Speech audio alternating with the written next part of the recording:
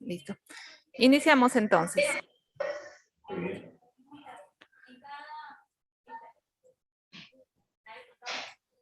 Muy buenas tardes a todos los participantes. Los saludamos desde el Ministerio de Salud, desde la Dirección de Infosalud, de la Dirección General de Telesalud, Referencia y Urgencias.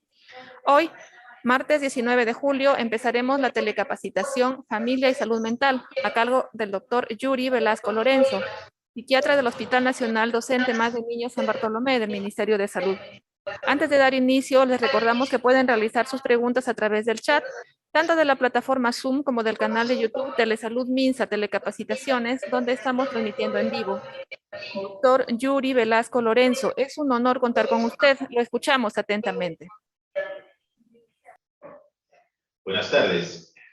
Siempre es un agrado poder compartir algunos aspectos relacionados a la salud mental desde nuestro Hospital de San Bartolomé.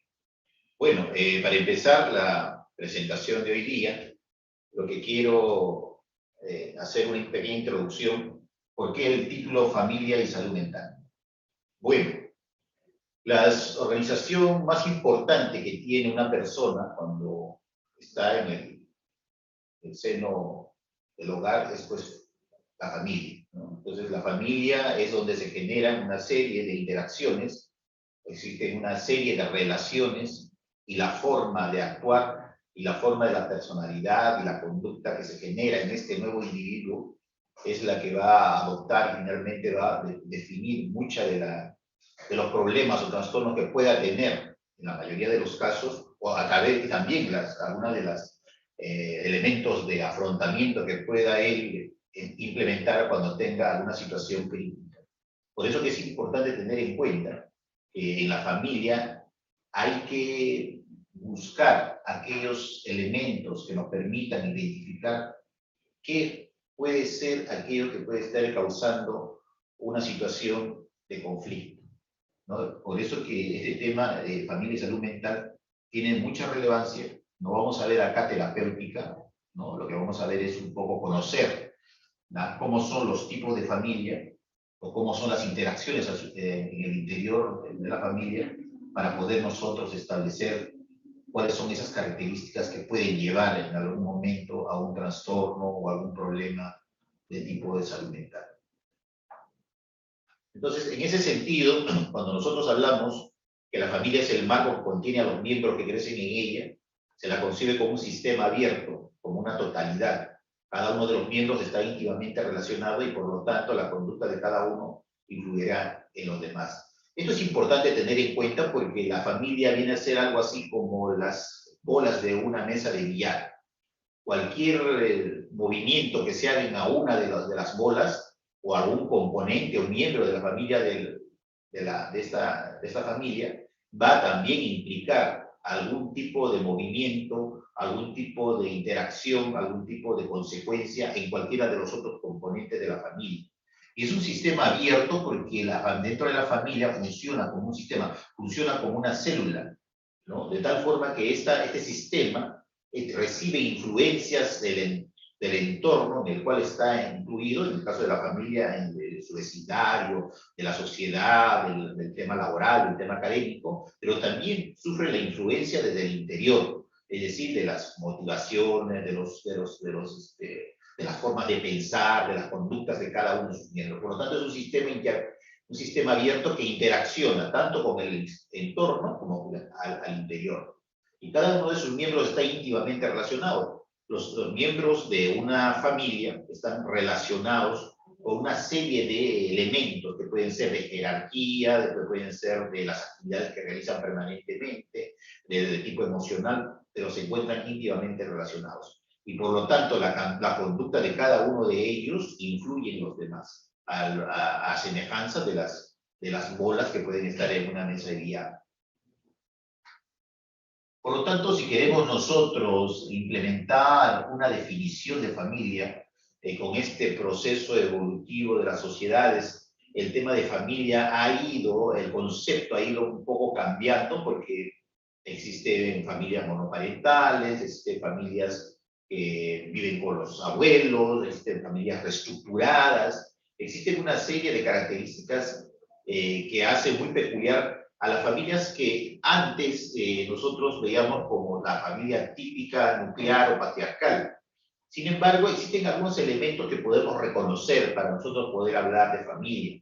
Por ejemplo, un grupo de amigos que están estudiando en una universidad fuera de su local de origen, podría llamarse entre comillas familia, pero no existen los elementos como para decir que son una familia, ¿no? Existen algunas características que es importante tener en cuenta. Generalmente existe una relación de tipo afectivo, ¿no? Existe una relación de tipo emocional entre los componentes de la familia, que se ven afectadas cuando uno de los integrantes tiene algún un tema de crisis, afecta a la mayoría de los componentes de la familia porque están relacionados emocionalmente. Esto de la familia es una organización que ha estado presente en todas las culturas con diferentes características, ¿no? Y otra cosa importante es de que esta familia permanece a lo largo de un tiempo, no es algo que sea pasajero, ¿no? La familia permanece a lo largo del tiempo, duradero generalmente, y no es un tiempo cualquiera de la vida de cada uno de sus componentes, generalmente incluye etapas de diferentes fases evolutivas, ¿no? La etapa neonatal, el nacimiento de un nuevo miembro, la etapa infantil, la etapa de la adolescencia, ¿no? La etapa incluso de la adultez, ¿no? La etapa de la senectud. Entonces, esos elementos son importantes tener en cuenta, por lo menos cuando hablamos de familia, porque a la evolución de esta definición de familia en el tiempo ha ido variando en sus componentes, de tal forma que en la actualidad podemos tener un padre que vive solo con sus hijos. Hay muchos ejemplos que nosotros conocemos por lo que vemos en la televisión, por lo que vemos en los periódicos, ¿no? Hay abuelos que viven con los nietos, ¿no? Hay familias que adoptan un niño, pero estos elementos que los unen, que los vinculan, la parte afectiva, el tiempo y las fases evolutivas cruciales que están a cargo de alguien que hace de tutor, de supervisor o de padre, son importantes tenerlos en cuenta. Por lo tanto, cuando nosotros hablamos de la familia, establecemos que algunas de las características muy importantes es que es el primer ambiente social. ¿Por qué es importante tener en cuenta? Porque es una pequeña sociedad en la cual el niño, el adolescente o el hijo va a tener contacto. Por lo tanto, los patrones que va a poder él conocer o él establecer como un modelo a seguir serán de este primer ambiente social. Y es en el cual permanece un periodo más bien largo, no un periodo corto.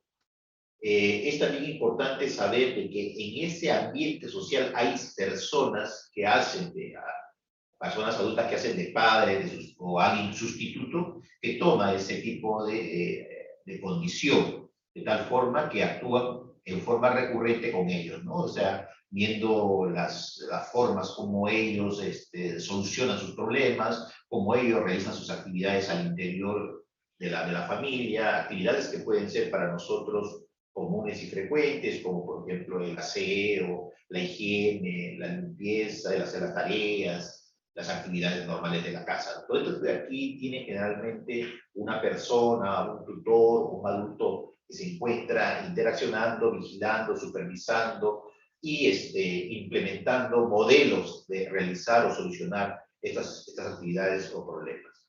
El otro es que es un ambiente donde se hacen interacciones intensas, duraderas en el tiempo, que crea una relación de interdependencia. O sea, estas relaciones que se mantienen, que se establecen al interior de la familia, generalmente crean una relación de dependencia. Lo aprendido ahí generalmente vincula tanto al tutor o al padre con el hijo como al... Ahora, claro, puede haber que en algún momento este tipo de vinculación, este tipo de... se pueda resquebrajar. Y generalmente existe una edad donde ocurren estos problemas, ¿no? Es la edad que tiene que ver con la adolescencia, en donde generalmente los adolescentes tienden a liberarse de aquellos patrones y ponen en tela de juicio todo aquello que se les ha instaurado como modelo, ¿no? Entonces, esa es una etapa importante y deviene de eso una crisis, y de la forma como nosotros podamos afrontar esa crisis va a depender mucho que la familia tenga un éxito, un abordaje importante y un abordaje adecuado para evitar que se generen una serie de problemas, en algunos casos incluso alguna patología del tema mental. La interacción familiar es el tema importante que debemos tener en cuenta cuando hablamos de familia.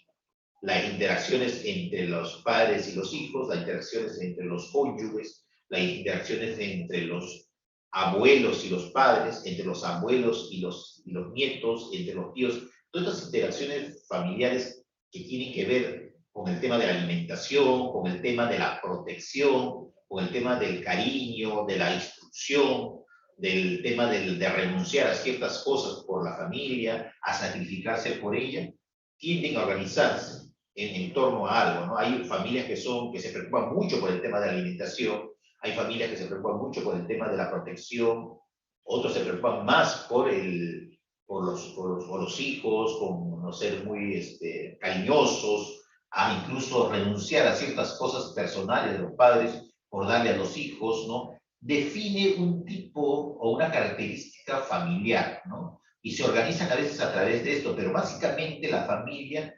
tiene como fin o como objetivo el mantenimiento de la unidad familiar, ¿no? No se consigue una familia que no quiera mantener la unidad familiar, ¿no? Cuando ocurre esto es porque estamos en crisis y probablemente necesitamos de un apoyo o una ayuda de otro nivel.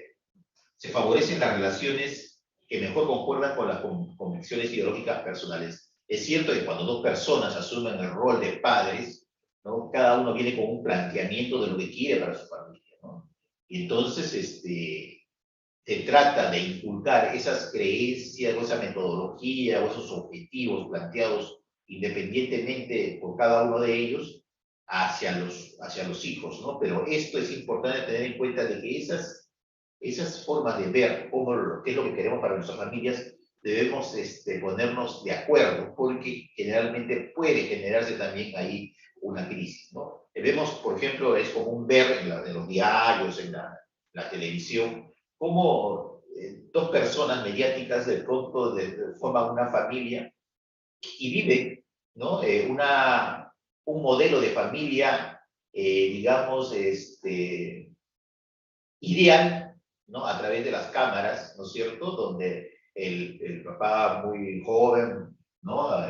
Simpático, la mamá muy simpática, muy fashion, se juntan, tienen el hijito que también es fashion, porque también lo publican, le toman fotos por todos lados, ¿no es cierto? Y sin embargo, muchas veces vemos que a unos meses después o unos años después, todo esto se resquebraja con una pelea y una situación mediática terrible donde se ve una serie de problemas que eran los reales que estaban saliendo y no era tanto la pantalla lo que planteaban en la pantalla, ¿no? Se da una serie de dificultades donde incluso se nota y parece no darse cuenta de que son los niños a los que utilizan como una forma de instrumento y de herramienta para poder lograr sus objetivos. Entonces, todo esto se da, ¿no? Porque existe una interacción inadecuada en el rol de padre con los hijos y una forma no adecuada de adaptación frente al trabajo, lo que significa el trabajo y lo que significa el interior de la familia. Una de las crisis más importantes que tiene lugar en la familia, en este organismo, porque la familia viene a ser como una estructura, es un sistema, es como un organismo viviente que va creciendo, que se va adaptando a determinadas situaciones y determinadas crisis que se le va a presentar a lo largo del tiempo. Una de ellas es el nacimiento de una persona dentro del hogar. Cuando dos personas solas se juntan, tienen una forma de ver la realidad de su hogar. Cuando aparece un niño, ¿no? El objeto de su inquietud, el objeto de sus vidas está ya relacionada a una tercera persona. Se tiene que reestructurar la forma como ven las cosas. Igual cuando el niño ya comienza a ir al colegio, hay que adaptarse a una nueva situación, porque ya comienza a tener interacción con otros niños. La adolescencia es una etapa muy crítica, ¿no? Donde también se dan una serie de elementos y generalmente los padres tratamos de establecer una serie de patrones de conducta que son contrarios a lo que el adolescente a veces logra poder adaptarse y entonces se genera una crisis de la cual muchas veces no podemos salir si es que no tenemos en cuenta algunos elementos importantes que son la característica de los adolescentes. Todos sabemos, y eso lo lo vemos en mucha información que hay, es los cambios corporales ligados a la maduración sexual, ¿no? Entonces, en la adolescencia, los jóvenes, los niños, desde los 12, 13 años hasta los 18, 19 años, porque a los 12 sobre todo, comienzan a presentar algunas modificaciones, y esto tiene que ver con un tema ya fisiológico y hormonal, ¿no es cierto? El cambio de voz, la presencia de vellosidad en el cuerpo, el interés respecto del género opuesto, ¿no? Hay algunos signos bien marcados, ¿no? La presencia de la barba, la presencia en las niñas, por ejemplo, a los 12 años hay una etapa que se llama de pubescencia. La etapa de pubescencia generalmente está relacionada con la aparición de las mamas, del otro mamario, la aparición del vello púbico, el vello de las axilas, el ensanchamiento de las caderas, porque hay una distribución por una orientación de tipo hormonal, ¿no? Hay una distribución de la grasa y se ensanchan las caderas. Aparece el primer signo importante, que es la menarquia, ¿no? La primera menstruación, aproximadamente a los 13 años en las niñas, ¿no? Que no significa que haya ovulación, porque la ovulación se da un año después, ¿no? A los 14 años más o menos ya está una niña ovulando, y las características del epitelio vaginal ya están de tal forma que pueden aceptar, ¿no? Realizar una actividad coital, de tal forma que una niña de 14 años se puede considerar desde el punto de vista ginecológico, desde el punto de vista sexual, con la capacidad para poder tener ya relaciones sexuales y poder concebir un niño, ¿no? O sea, en una forma más o menos adecuada, porque toda estructura ginecológica va madurando, ¿no? Hasta lograr una plenitud de tal forma que no corra ningún peligro. Antes de los 14 años es traumático, es difícil, conlleva muchos riesgos para las niñas. Igual para los varones, ¿no? Los varones también tienden a crecer incluso hasta los 18, 19 años, ¿no? Hasta los 20 pueden crecer incluso. Las niñas más bien tienen el límite de su estatura hasta los 16, 15 años aproximadamente, prácticamente muchas ya no pueden crecer, porque ese es el ciclo hormonal en el cual va dirigido el crecimiento. Todos estos cambios son fisiológicos y anatómicos, pero también en los adolescentes hay, ¿no? Otro tipo de cambios. Las tormentas emocionales derivadas del aumento de secreciones hormonales que orientan su afectividad hacia el grupo de los semejantes y sexo contrario. Esto es importante. En estas primeras etapas de la adolescencia ya aparece el tema de fijarse en el sexo opuesto. Bueno, siendo amplios de criterio, también puede ser en el mismo sexo, ¿no? Existe una atracción hacia lo que significa lo corporal, lo fisiológico del otro sexo, ¿no? Entonces, esa es una etapa importante, ¿no? Los procesos cognitivos permiten la primera forma de razonamiento abstracto. Sabemos nosotros que los niños tienen un pensamiento concreto, un pensamiento literal. A 4 o 5 años, los niños son totalmente literales. Cuando un niño, por ejemplo, un niño está ahí con su vaso de leche y entonces él agarra, tumba el vaso de leche, lo que le va a decir a su mamá es: mamá, la leche se cayó, ¿no? Entonces, ¿por qué dice la leche se cayó? Porque ese es su pensamiento, es una forma de pensamiento concreto en la cual él piensa que la leche se cayó sola, dice el vaso se cayó, no dice yo volteé el vaso, ¿no es cierto? Entonces, ese tipo de maduración con el tiempo, a lo que ya en la adolescencia, nos lleva a un pensamiento de tipo abstracto. El pensamiento abstracto nos da la oportunidad de poder nosotros interpretar muchas de las cosas que se nos pueden presentar, ¿no? En forma de metáforas o en forma de refranes, ¿no es cierto? Por ejemplo, cuando nosotros aquí en la actividad diaria, en el consultorio, hacemos evaluación de la salud mental para las personas que vienen, a veces preguntamos sobre refranes, interpretación de refranes, ¿no? Y con alguna frecuencia hemos encontrado personas que tienen dificultades para poder interpretar un refrán y son totalmente literales, ¿no? Esa dificultad para poder interpretar es porque no ha habido un entrenamiento de esta capacidad de pensamiento abstracto, ¿no? Que nos permite interpretar, por ejemplo, los refranes, ¿no? Establecer qué puede significar algo más allá de lo literal. Otra cosa importante es la posibilidad de representarse una realidad distinta de la vivida y emprender críticas y desacuerdos. Es típico la de la adolescencia contradecir y poner en tela de juicio cualquier situación o cualquier patrón de conducta impuesto por los padres, ¿no? Lo más típico y llamativo es generalmente que no quiere que ya lo acompañen al colegio, por ejemplo, ¿no? Los adolescentes no quieren cortarse el pelo, porque a veces se les quiere imponer que se corten el pelo, ¿no? En el tema de la vestimenta, ¿no? Adoptan vestimentas de acuerdo a la influencia de la moda, y muchas veces contradictoria a lo que nosotros podemos pensar como padres, pero sin embargo es parte de la adolescencia el poder construirse una imagen propia, ¿no? Muchas veces no necesariamente de acuerdo a lo que podemos pensar los padres o los tutores o las personas que son las preceptoras. Entonces, estas cosas son importantes y lo ponemos aquí porque durante el proceso evolutivo de la familia, una de las etapas críticas, si no la más crítica, es la etapa de la adolescencia. Y en esta etapa se generan una serie de dificultades porque es la etapa en la cual los niños se convierten en adolescentes y están en el limbo entre definir, ¿no? ¿Qué va a hacer? Ahí existe una presión fuerte en los adolescentes por definir qué van a hacer con su vida respecto de su situación académica, respecto de su situación social, cómo se van a incluir en los grupos que ellos sienten o admiran, y esto de acá es muy, muy importante, ¿no? Entonces, esta etapa de la adolescencia es una de las crisis que se pueden encontrar en el proceso evolutivo y cómo la familia se adapta a esta nueva forma de ver la vida que tienen los adolescentes. Esta fase delicada se establece en formas patógenas de relación y habitualmente los padres, animados por las mejores intenciones, intentan facilitar a los hijos un mapa preconfeccionado con premisas y creencias maduradas en el curso de su vida. Este es un tema que se da con mucha frecuencia, ¿no? Muchos autores dicen las buenas intenciones no generan necesariamente buenos resultados. Mucha miel, mucho amor genera una serie de problemas en los adolescentes, en los niños, en los hijos.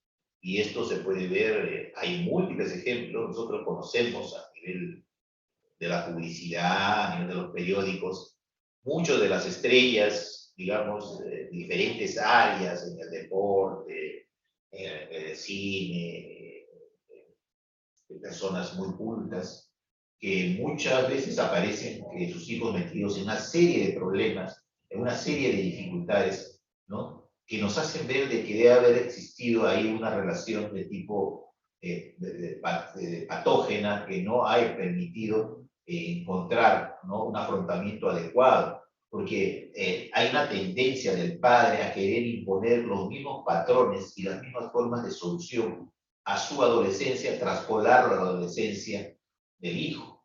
Y entonces ocurre que estamos en una época diferente. Estamos los elementos por los cuales nosotros estábamos viviendo y la interacción que teníamos con el entorno era diferente al que tienen estos adolescentes de esta época. Entonces las situaciones son diferentes. Entonces todas esas premisas que ya le hemos elaborado, preconfeccionadas, esas creencias, inculcarlos, introducirlos en una persona que tiene otras influencias, genera un choque. Y de ese choque salen algunas formas de patología en la salud mental muchas veces, ¿no? Están tan implicados muchas veces los padres que olvidan fundamentalmente que aquellas enseñanzas que han tenido sus propias raíces y sus propias experiencias fueron en primera persona. O sea, se aceptan los padres que fue en primera persona las vivencias y las experiencias y sin embargo quieren trasladar sus propias vivencias hacia el adolescente, hacia el hijo, ¿no? Y impidiendo de que él pueda vivir sus propias experiencias. Claro, alguien diría, pero si le dejamos que viva sus propias experiencias puede haber un peligro. Es cierto. Alguien decía, es bueno controlar o observar, observando, pero sin ser muy intrusivos, ¿no? De hecho, a menudo con la excesiva presencia solicitada por el mismo adolescente por su propia inseguridad. Entonces llega un momento en que el adolescente es tan inseguro que solicita permanentemente la presencia del padre. Entonces, ¿qué hacemos? Limitamos el proceso natural de la adquisición de confianza. Cuando nosotros hablamos de autoestima, la autoestima se da en base a la experiencia, se da en base a la solución de los problemas. Cuanto más problemas pueda solucionar un adolescente solo, eso le dará mayor seguridad y por lo tanto le dará mayor confianza. Y a veces los padres, un afán proteccionista, lo que hacemos es realmente limpiar del camino de todos las dificultades que pueda tener. Y esa situación no permite madurar a veces a los hijos. Entonces, la madurez sexual es una gran oportunidad de evolución biológica y afectiva. Es una oportunidad para poder ahí, plantear un reconocimiento, poder escuchar cuáles son las dificultades que tiene, poder acercarnos un poco más con la finalidad de no ser intrusivos, sino de poder escuchar sobre todo y orientar a la persona que nos pide, en este caso un adolescente o un hijo, ¿no? Eso puede convertirse en un terreno minado y conducir al desarrollo de síntomas. Es verdad, muchas de las patologías que vemos en salud mental y en los consultorios se generan alrededor de estas etapas de la adolescencia, ¿no? Padres rígidos, padres autoritarios o padres permisivos, ¿no? O padres que delegan su función de padres a los abuelos, ¿no es cierto? Entonces, ahí es que generan una serie de, o que dan, a veces padres que dan mensajes duales, ¿no? Y de tal manera que crean una inseguridad de duda en el adolescente que no sabe qué es lo que quiere realmente.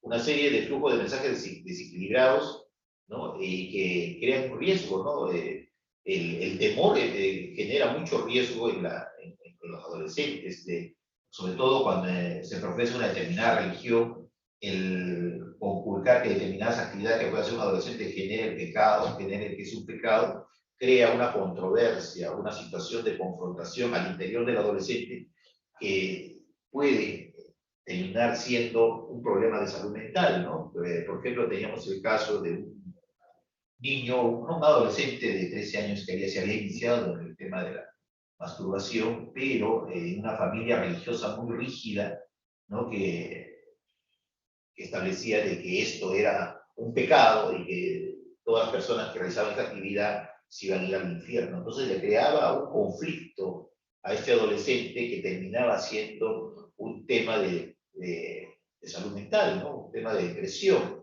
porque por una parte sentía de que estaba faltando a alguien, pero por otro lado tenía una necesidad imperiosa de su madurez sexual. Entonces se crea un conflicto y entonces termina siendo un problema de salud mental.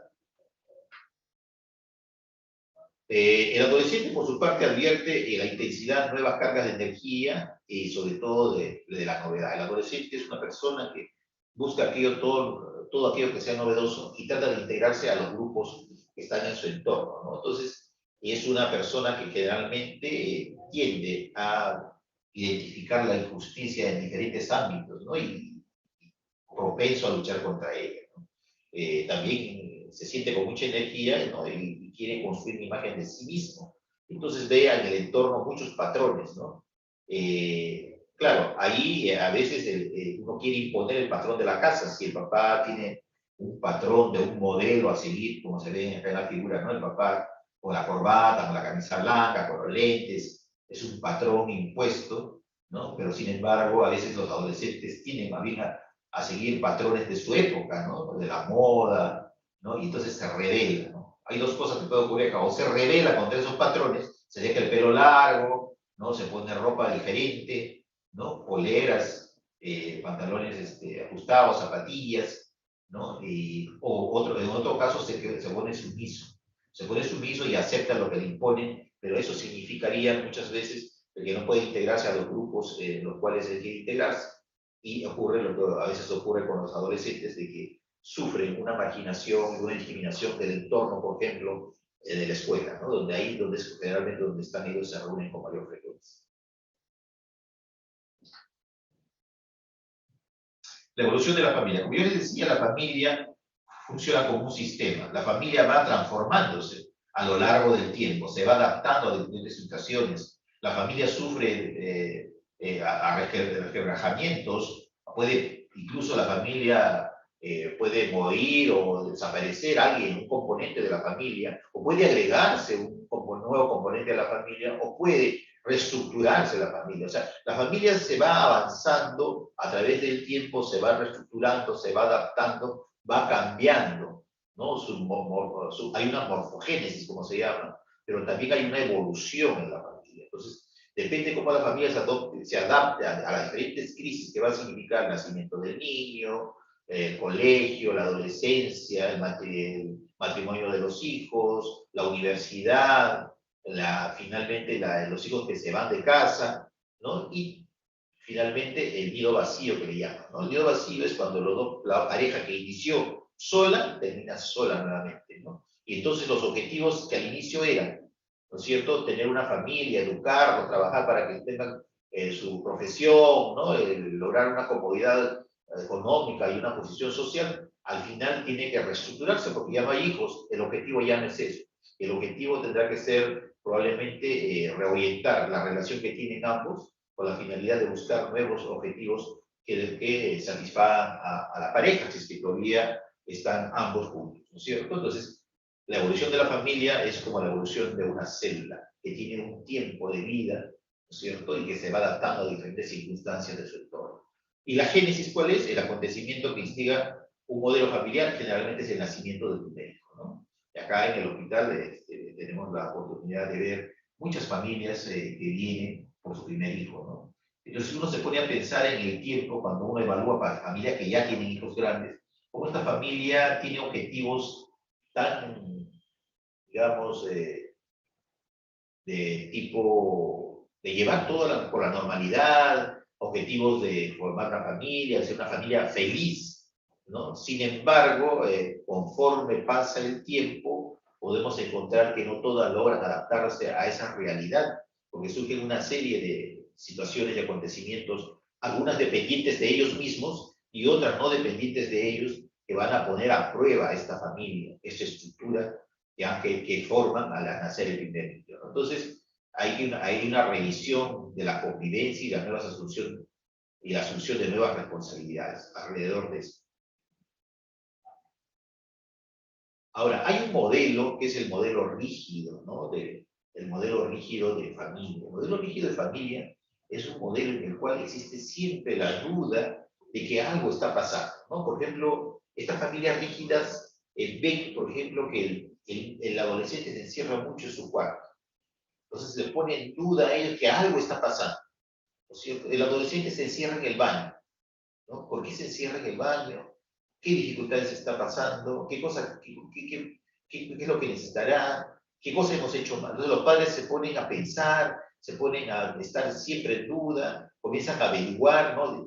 Comienzan a querer intervenir en su vida de adolescente, conversan con otros padres de familia en el colegio, si saben o le han visto algo raro con sus demás compañeros. Entonces comienza la duda respecto de lo que está pasando con este, ¿no? Luego después de eso vienen las reacciones en cadena. Las reacciones en cadena es cuando ya comienza a actuar la familia en busca de una respuesta frente a esta duda. Comienzan, por ejemplo, a revisarle la mochila cuando no está, o cuando sí pueden entrar en su celular igual, ¿no? Comienzan a averiguar con otros compañeros si lo han visto por algún sitio, ¿no es cierto? Comienzan a hacer seguimientos incluso de algunos adolescentes. Entonces esto ya genera una reacción en cadena y posteriormente y se inicia lo que se llama el círculo vicioso. Comienzan a preguntarle, comienzan a interrogar. ¿Por qué te encierras en el cuarto? ¿Por qué te demoras tanto? ¿Por qué no duermes? ¿Por qué paras metido en el celular? Y el chico pues tendrá dos tipos de respuestas. Una de silencio, o otra vez puede comenzar a mentir, ¿no? A no querer decir qué es lo que hace. Y lo más probable es de que este adolescente esté pasando por alguna dificultad. Puede ser que se haya fijado en alguna niña, puede ser que esté iniciando la etapa de la masturbación, puede ser que esté viendo, curioseando páginas de pornografía, ¿no? Entonces, la curiosidad de poder buscar o ver nuevas experiencias, e incluso puede ser que haya consumido alguna sustancia, haber probado ya el alcohol, todo esto genera una serie de dificultades, ¿no? Entre la relación que existe entre los padres y los hijos. Y la complicación generalmente es, después de todo esto, es de que se genere todo un problema, una dificultad que termine pues llevando a veces exageradamente hacia la evaluación de un médico, a la evaluación de un especialista en salud mental. Entonces, un modelo rígido tiene todas estas características que debemos tener en cuenta cuando estamos dentro de una familia que tiene a un adolescente o unos adolescentes a los cuales quiere evaluar, a los cuales quiere hacer un seguimiento, y nosotros tenemos ya una idea de cómo se genera todo esto. Existen varios modelos de interacción. Los modelos que planteamos acá en realidad están acá separados, pero en realidad puede darse una combinación de muchos de ellos, pero sin embargo nos ayudan a reconocer algunas características en los modelos de interacción. Y estos modelos de interacción, como les decía al inicio, se ven dentro de las mismas familias, ¿no? El modelo hiperprotector, ¿no? Es un modelo hiperprotector, es un modelo muy frecuente, ¿no? Que se da en las familias con mucha frecuencia. En el Perú, en nuestro país, se da con mucha frecuencia, vemos muchas familias, en el interior del país también se da mucho este del tema. Un aspecto importante que nos hace ver de que existe este modelo es cuando nosotros vemos que el papá, por ejemplo, cuando construye la casa, ¿no? ¿Qué es lo que hace el papá? El papá dice, mira hijo, yo he construido esta casa, el primer piso es para ti que eres el mayor, el segundo para tu otro hermano, el tercero para tu otra hermana, entonces ya tienen acá cada uno tiene su piso con su escalera para afuera para que tengan independencia. ¿Realmente esa escalera significará una independencia? No, lo que pasa es que el papá lo quiere tener cerca, ¿cierto? Lo quiere tener cerca porque quiere seguir protegiéndolos aún. El promedio dice que en otros países, tipo Italia, por ejemplo, que es un país que tiene algunas características familiares semejantes a las nuestras, dice que hay personas, y acá también se ve, eso es muy frecuente, que a pesar de ser profesionales y son solteros, viven hasta los 30, 35 años en la casa de la familia, ¿no? Porque eso le significa a ambos, ¿no? Un beneficio a los padres porque lo tienen cerca al hijo, y al hijo porque se entiende de ciertas situaciones importantes como son, por ejemplo, el apoyo logístico, ¿no? La alimentación, la vivienda, ¿no? Entonces existe, como se dice, una complicidad. Es el modelo hiperprotector. Hay otro modelo que es el modelo democrático permisivo. Este es un modelo en el cual más bien todas las personas tienen derecho a dar su opinión, y en base a esa opinión se toman las decisiones en la familia. Es un modelo importante, difícil de a veces de mantener, porque siempre hay las dificultades que les he mencionado respecto de la etapa de la adolescencia. Hay un modelo sacrificante. El modelo sacrificante se caracteriza porque los padres sacrifican todo por los hijos a costa de sus propios objetivos en la vida, ¿no? Entonces ellos siempre están sacrificándose hasta el último por darle lo mejor a los hijos, que sí está bien, esa es una buena forma de ver, ¿no? Pero hasta el extremo de sacrificar el propio bienestar, a veces les puede significar algo que puede generarse una serie de dificultades, ¿no? Ese es el modelo sacrificante. El modelo intermitente es el modelo en el cual se alterna etapas de democrático permisivo con etapas de hiperprotector o de autoritario, ¿no? Entonces, crea mucha duda en los hijos porque este modelo de interacción no te define bien quién eres. Entonces las personas no saben a qué atenerse y son personas que tienen dificultades para establecer qué es lo que quieren en la vida. Existe el otro modelo que es el modelo delegante, ¿no? El modelo delegante básicamente se trata del modelo en el cual la familia decide vivir pues, en la casa de los padres de uno de los progenitores, ¿no? Ya sea en la casa de los suegros maternos o en la casa de los suegros paternos. Y entonces se delega toda la función de la crianza, el cuidado a los abuelos. Pero eso trae una complicación, una serie de complicaciones que también lo vemos mucho en el consultorio, es el intrusismo de los criterios y manejo de la forma como debe llevarse la crianza respecto de los nietos. Y eso genera toda una dificultad cuando los padres quieren retomar la autoridad respecto de los hijos y se crea un conflicto. Por último está el padre autoritario, ¿no? El padre autoritario, ya hemos hablado un poco respecto de él, es el padre rígido, el padre patrón, dicen, ¿no? El que ordena. La mamá solamente sirve como un intermediario para aplacar a veces la ira de los hijos, perdón, la ira del padre, o a veces también la rebeldía de los hijos. El padre define y decide todo, nadie puede hablar si el papá no habla, muchos se llevan por los gestos, ¿no? Las indicaciones se dan a través de gestos, entonces ese es el padre autoritario. Todas estas características pueden generar una serie de conflictos y problemas si no se adaptan a la realidad. Entonces, solamente ya para poder indicar algunas características importantes, el padre protector, por ejemplo, se caracteriza porque todo es cariño, ¿no? Es el padre que enfatiza la dulzura y el cariño, la protección sobre todo, ¿no? La comunicación, siempre está preguntándose cómo estarán los hijos, ¿no? ¿Habrán comido bien? ¿Estará bien de su salud? Si hay alguna situación que indique que hay un resquebrajamiento de la salud, inmediatamente se alarman, van al médico, preguntan, ¿no? Si el chiquito se cae, inmediatamente hay que llevarlo a tomar la radiografía, la tomografía.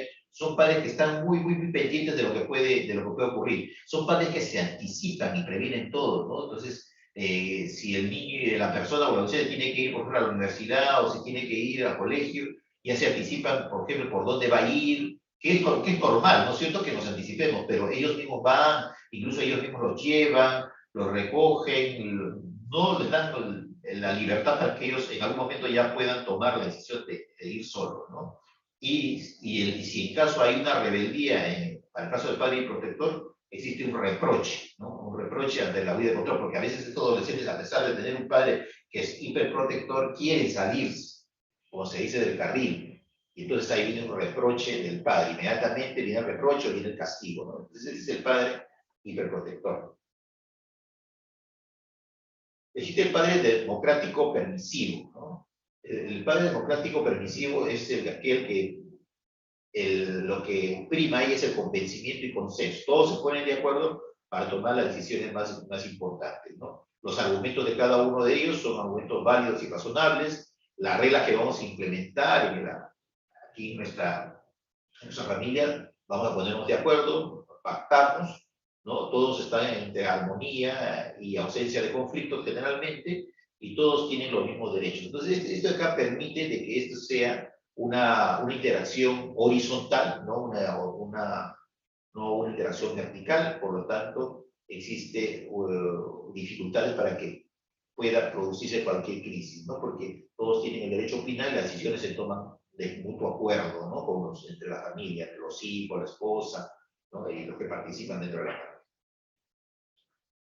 Tenemos el modelo sacrificante. Bueno, el modelo sacrificante, como les adelantaba, no prevalece el sacrificio, es decir, es deber de los padres sacrificar por los hijos, ¿no es cierto? Entonces, yo me siento feliz cuando están felices mis hijos, están felices mi familia, mi esposa, yo recién me siento feliz, ¿no? Siempre es importante, se exalta el valor como el sacrificio y el deber.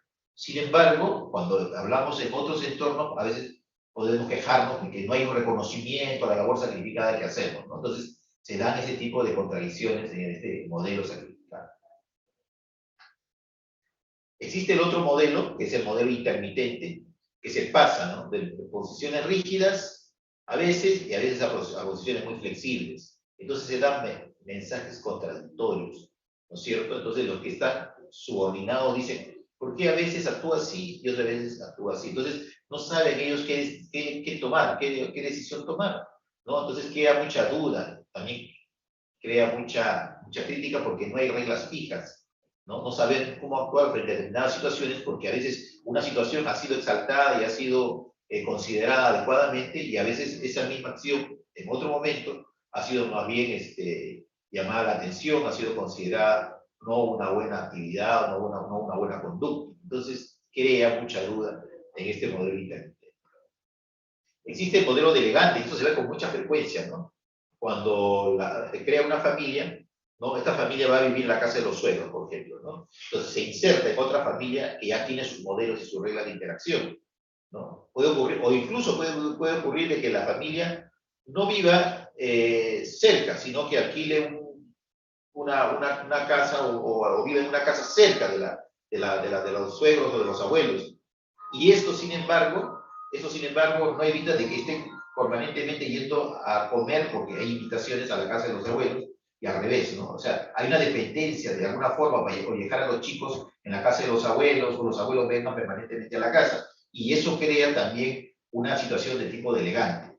O sea, no hay una desvinculación totalmente categórica, sino se sigue vinculado a los abuelos. Y esto evita de que esta familia, ¿no? Se independice, madure como familia, ¿no? Y no pueda desarrollar y poner sus propias reglas, ¿no? Entonces, generalmente existe en esta situación lo que se llama la suegra madre, que es la que toma las decisiones, que es la que impone la forma como se va a realizar la crianza impone las características de las compras, de los alimentos, de la forma cómo se debe adoptar el afrontamiento frente a las crisis, porque es la suegra madre la que da las recomendaciones para solucionar cualquier crisis con su experiencia de su propia familia, trasladándola a la nueva familia.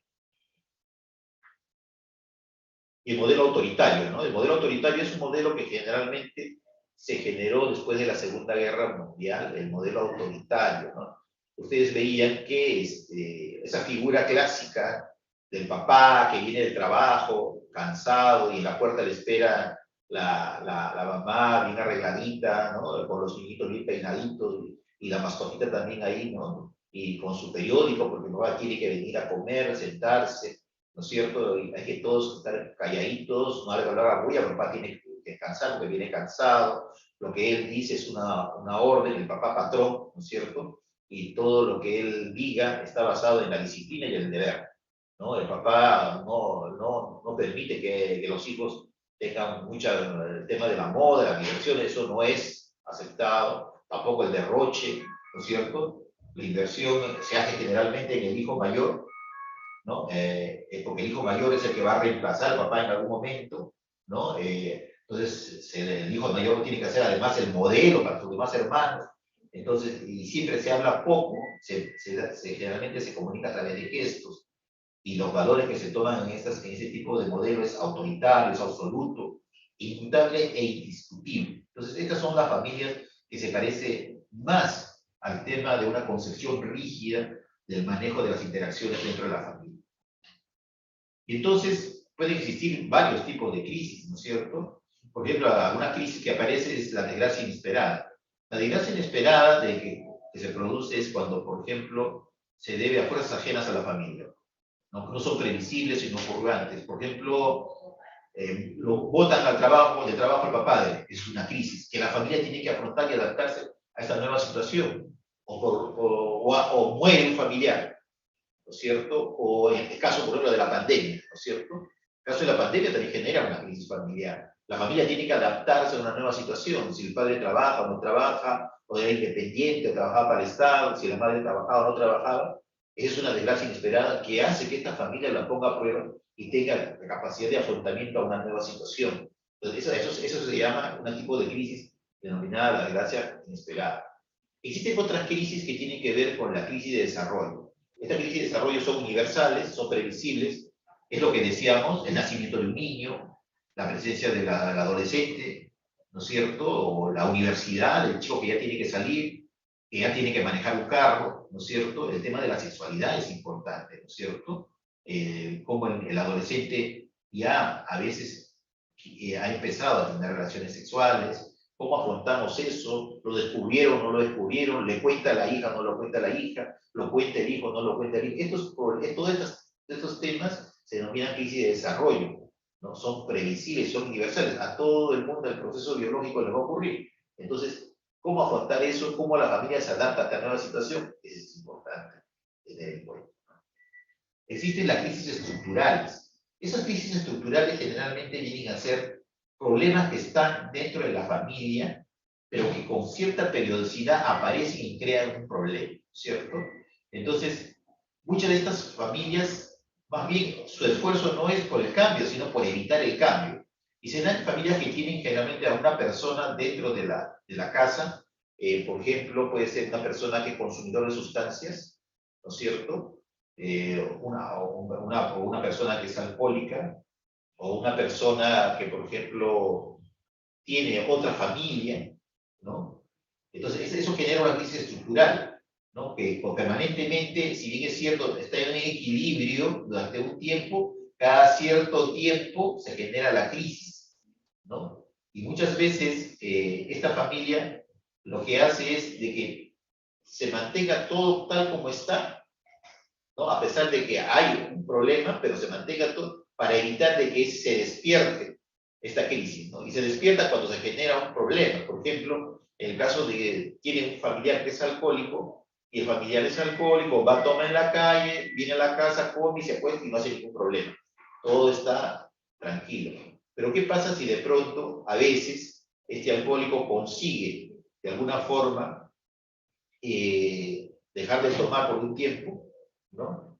Y entonces, aparentemente esto que pudiese parecernos para nosotros saludable, con el tiempo, en algún momento, puede generar un problema, porque si bien esta familia a veces parece paradójico, se había adaptado a tenerlo al familiar dentro de la casa, porque estaba cerca, a pesar que era alcohólico, venía y dormía en la casa, cuando este se desaparece, ¿no? Genera todo un problema, ¿no? Comienzan a buscarlo, comienzan a echarse la culpa de los demás componentes de la familia porque se ha desaparecido, cuando en realidad muchas veces porque esta persona ha logrado cambiar de ambiente y probablemente esté tratando de solucionar su problema de forma individual. Pero como ellos no saben lo que está ocurriendo, muchas veces genera una crisis dentro de la familia, porque era más fácil verlo, aunque sea alcohólico, pero cerca, que no verlo cerca, y eso le genera todo un problema y una crisis.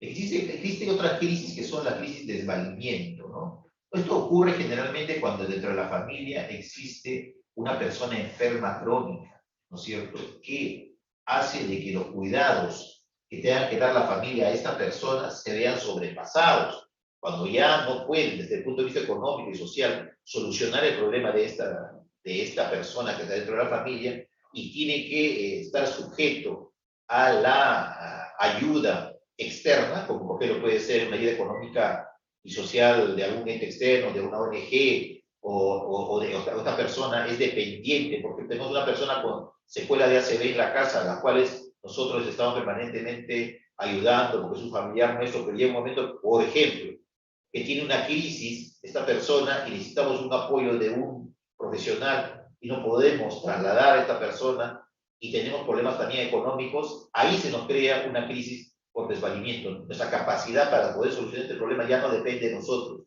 Necesitamos una ayuda extra para poder solucionar. Entonces es una crisis grave, ¿no?, en la cual pone a prueba la capacidad de poder adaptarnos, pero muchas veces sucumbimos a esta situación porque no depende ya de nosotros poder solucionar este problema porque necesitamos de un apoyo externo. Bueno, quería yo básicamente conversar este tema que no se habla mucho, no hablamos generalmente de patología, hablamos de una serie de trastornos, pero estos tipos de familia, estas características de la familia son muchas veces, y lo vemos con mucha frecuencia, las generadoras de una serie de problemas en las diferentes personas y componentes dentro de la familia. No sé si hay alguna pregunta o alguna orientación que pueda estar a mi alcance para poderse lanzar.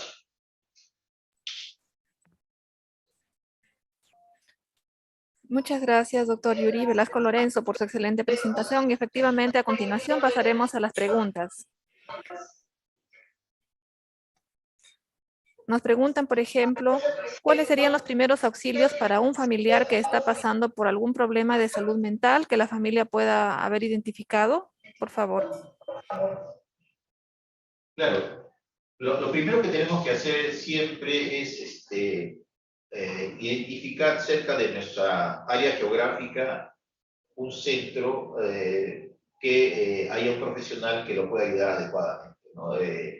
Ahora los centros comunitarios generalmente están en la mayoría de los sitios, un profesional de la salud mental, un psicólogo, un psiquiatra, si no hay eso, un médico, que los médicos en general han llevado cursos de salud mental, puedan ayudar, orientar adecuadamente. Es importante valorar bien el tema de la salud mental, porque a veces dejamos para después, ¿no? La buena voluntad solamente a veces no soluciona los problemas.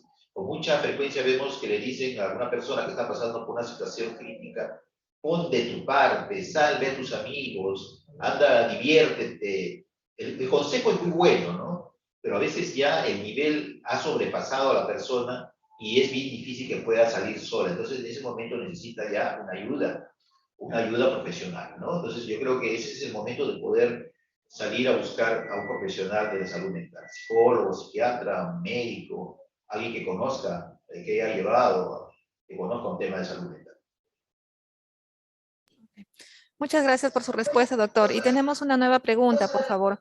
Desde el primer nivel de atención nos preguntan cómo podemos realizar el diagnóstico y qué test podríamos utilizar en cuanto a problemas de salud mental y cuándo hacer la derivación a un especialista. Muchas gracias. Bueno, aquí les quiero decir algo. Hay que tener en cuenta primero que los test que se utilizan con mucha frecuencia y son ayudas importantes son exámenes auxiliares. Nos ayuda, es como cuando yo tengo una infección y pido un hemograma, me confirma lo que yo clínicamente he observado. Y las personas y profesionales de la salud tienen la capacidad de observar clínicamente a una persona y darse cuenta algunos signos que nos pudieran estar haciendo sospechar de que la persona está pasando por un problema de salud mental.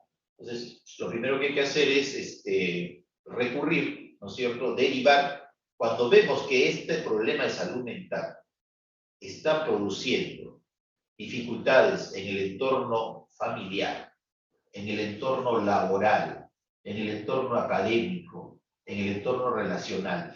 O sea, esta persona tiene dificultades ya en comparación a su nivel estándar de poder asumir sus actividades con las personas en el trabajo, con las personas en su relación, que puede ser el enamorado, el esposo, ¿no? En la situación académica, tiene dificultades y otras personas notan de que hay estas dificultades, es el momento de derivar a un especialista, ¿no? Porque el especialista ya determinará el grado de afectación y podrá decir que si requiere psicofármacos o psicoterapia o psicofármacos y psicoterapia.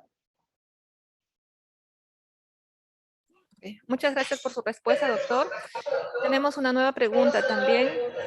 ¿Alguna recomendación para los hogares con un adolescente que está en proceso de construcción de su identidad? Esa es una pregunta bien importante, ¿no es cierto? Yo creo que en las familias lo más importante, y eso se repite con mucha frecuencia, pero no es fácil, los adolescentes tienen una forma de, de pensar y tienen una forma de dirigirse entre ellos, es como si fuera una cofradía, ¿no? Son cerrados, ¿no? Porque tienen siempre la expectativa de la crítica, ¿no? No solamente la crítica del padre, de la madre, del entorno donde viven. Entonces, la forma más importante que debe uno acercarse a un adolescente para poder llevar a construir lo que se está diciendo es escuchar. Escuchar, acercarse con el afán de escuchar más que hablar. Nos gusta a nosotros mucho hablar, dar consejos, ¿no? Decir muchas cosas, pero no, es difícil escuchar, ¿no? Y sobre todo a los padres que ya tenemos una formación preconcebida, tenemos una serie de patrones, nos cuesta escuchar porque apenas nos comienzan a contar algo, estamos ya cortando la conversación porque probablemente nos afecte mucho eso. Pero yo creo que no hay forma más adecuada es de acercarse a un adolescente que quiera manifestar algo respecto de diferente, de su orientación sexual, de sus actividades como adolescente, de sus aprehensiones, de sus dificultades emocionales, solamente escuchar. Y no hay que sorprendernos de lo que nos pueda contar, porque muchas veces en esa etapa de adolescencia incluso la orientación está en un limbo, ¿no? De tal forma que es una etapa pasajera, porque muchas veces nosotros nos podemos horrorizar, ¿no? Frente a algo que nos pueda contar la adolescente, ¿no es cierto? Entonces yo creo que la mejor forma es escuchar, no sorprenderse por lo que podamos escuchar, algo que hacemos mucho los psiquiatras, pero llevarlo a nivel ya familiar, ¿no? Yo creo que esa es la mejor forma de poder, y si nosotros tenemos dificultades para poder orientar, bueno, es el momento de consultar a un especialista, ¿no? Para que nos pueda dar algunos datos, algunas cosas que nos pueden ayudar a solucionar aquella dificultad que puede estar recién generándose. Okay. Muchas gracias por su respuesta, doctor Velasco. Y tenemos una nueva pregunta. ¿Qué consideraciones debería tener una familia ante alguna disfuncionalidad que pueda provocar y cuáles serían los signos de alarma, por favor? Bueno, los signos de alarma lo que una familia debe tener en cuenta siempre es preguntarse y ponerse al lado del frente, ¿no? Si es un adolescente, ponernos al frente del adolescente y pensar cómo éramos nosotros cuando éramos adolescentes, ¿no? Tuvimos esa amplitud para poder decir lo que queríamos, ¿no? Tuvimos un manejo rígido por nuestros padres, fueron muy permisivos, fueron muy dialogantes, ¿cómo fueron? Y cómo nos hubiera gustado a nosotros que fuéramos, o que fueran ellos, ¿no es cierto? Ponernos en los zapatos del adolescente. Y a partir de ahí recién nosotros darnos cuenta si existen esas mismas dificultades en el adolescente. Una vez hecho esto, poder entonces recién establecer algunas situaciones o identificar algunas situaciones que nosotros podemos pensar de que pueden estar dificultando su desarrollo o pueden estar dificultando su adaptación a una nueva realidad, ¿no? Entonces, en ese momento nosotros podemos, o dos cosas, si tenemos la capacidad de poder orientar, lo orientamos. Si no tenemos la capacidad, bueno, hay que buscar a los especialistas para que nos puedan ayudar. Ok, muchas gracias por su respuesta, doctor. Y tenemos una nueva pregunta. ¿Alguna recomendación frente a la determinación de su orientación sexual en los adolescentes para la familia? El tema de orientación sexual, sobre todo en la adolescencia, como les digo, es ambiguo. Es normal que, por ejemplo, muchos adolescentes mujeres y muchos adolescentes varones puedan fijarse o admirar a un amigo o a una amiga. ¿Ya? La ambivalencia es una característica común. Entonces, lo que no hay que hacer, como les vuelvo a repetir, es sorprenderse frente a algo que pueda contar.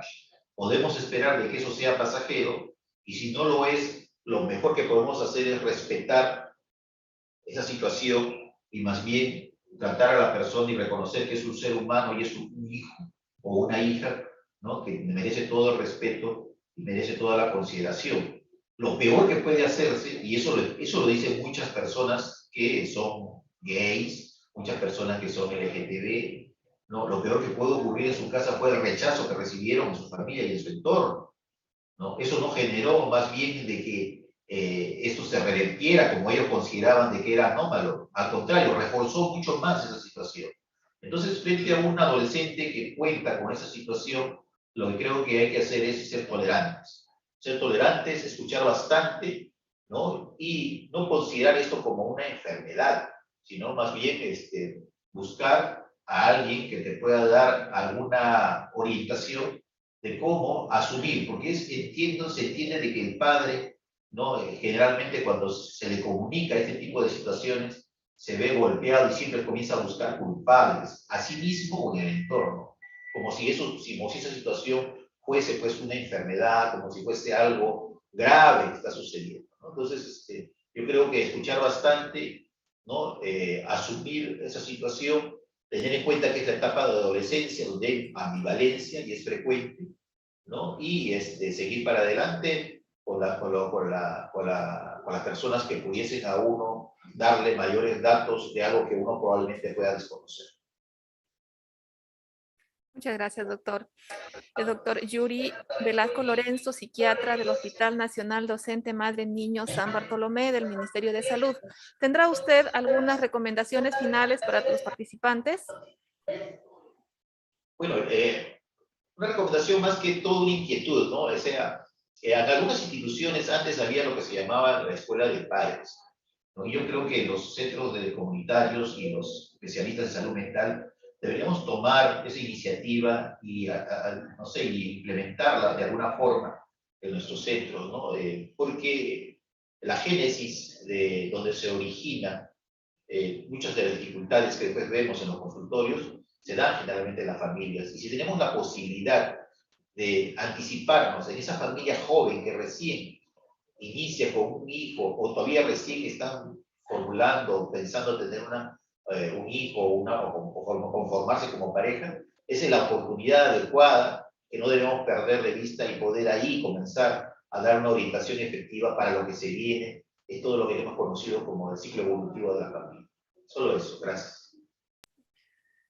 Doctor Yuri Velasco Lorenzo, le agradecemos por su participación el día de hoy y toda la excelente información que nos ha brindado.